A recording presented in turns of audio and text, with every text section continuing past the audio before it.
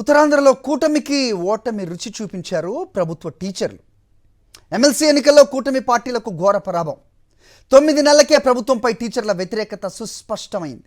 కూటమి అభ్యర్థి రఘువర్మపై స్వతంత్ర అభ్యర్థి గాది శ్రీనివాసులు నాయుడు విజయం సాధించారు. తొలి ప్రాధాన్యత, రెండో ప్రాధాన్యతలో కూడా వెనుకబడ్డారు కూటమి అభ్యర్థి. చరిత్రలో ఎన్నడూ లేని విధంగా 9 నెలలకే ప్రభుత్వంపై వ్యతిరేకత వచ్చింది. ఎన్నికలకు ముందు ఉద్యోగులు, టీచర్లను ఆదుకుంటామని చంద్రబాబు హామీ ఇచ్చారు. తీరా ఎన్నికల తర్వాత హామీలు నెరవేర్చకుండా మోసం చేశారు. చంద్రబాబు మోసానికి తగిన గుణపాఠం చెప్పారు ఉపాధ్యాయులు.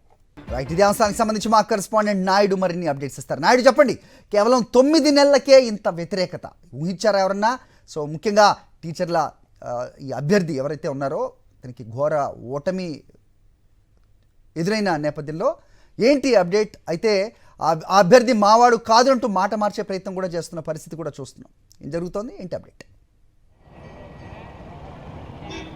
మరి ఉత్తరాంధ్ర టీచర్ ఎమ్మెల్సీ ఎన్నికల్లో కూటమి ప్రభుత్వానికి ఎవరు ఊహించిన విధంగా దెబ్బ తగిలింది.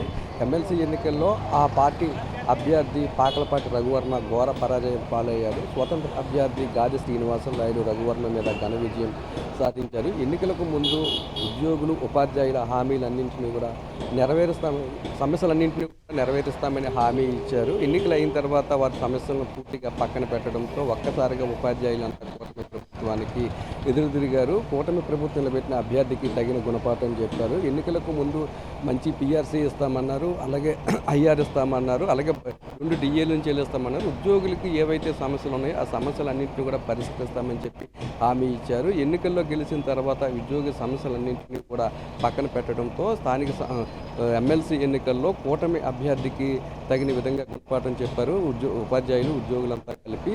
అయితే ఎప్పుడైతే కూటమి అభ్యర్థి ఓటమి చెందారో వెంటనే ఆ అభ్యర్థి తమ పార్టీకి చెందినవాడు కాడంటూ కూడా మాట మార్చడం జరిగింది. స్పష్టంగా ఎన్నికలకు ముందు పాకలపాటి రఘువర్మ తమ పార్టీ తరఫున పోటీ చేస్తున్నారని, కూటమి తరఫున ఆయనకు మద్దతు తెలుపుతున్నామని చెప్పి జనసేన, టీడీపీకి సంబంధించిన నాయకులంతా కూడా ప్రచారం చేశారు. అనేక మీడియా సమావేశాలు కూడా పెట్టడం జరిగింది. అయితే వారు ఎన్ని మాటలు మాట్లాడినప్పటికీ కూడా ఉపాధ్యాయులు మాత్రము కూటమి అభ్యర్థికి ఖచ్చితమైన బుద్ధి చెప్పారు. ఈ ఎన్నికల్లో సో మీ ఆడియోలో చిన్న ఇబ్బంది ఉన్నట్టుగా చూస్తున్నాం. సో నెక్స్ట్ బులెటిన్లో మరిన్ని అప్డేట్స్ తీసుకునే ప్రయత్నం చేస్తాం.